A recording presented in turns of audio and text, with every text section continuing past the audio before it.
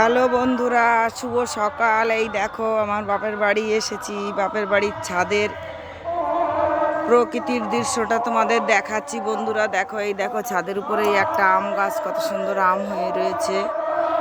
হ্যাঁ, সুন্দর সুন্দর আম হয়ে রয়েছে বন্ধুরা। এই পাশে আর একটা আম গাছ, এই দেখো অনেক আম হয়ে রয়েছে। ওই পাশে একটা রয়্যাল গাছ, জবা গাছ। ছাদে কত টব আছে বন্ধুরা। আবার দেখো তোমাদের দেখাই, বাড়ির সামনে তো রাস্তা, রাস্তার ধারে বিরাট একটা পুকুর। পুকুরটা দেখো বন্ধুরা, অনেক বড়। এই দেখো, রোদ্দুর তো, রোদ্দুরে ভালো ছবিটা আসছে না হয়তো। এই দেখুন বন্ধুরা, বাজার এখানে।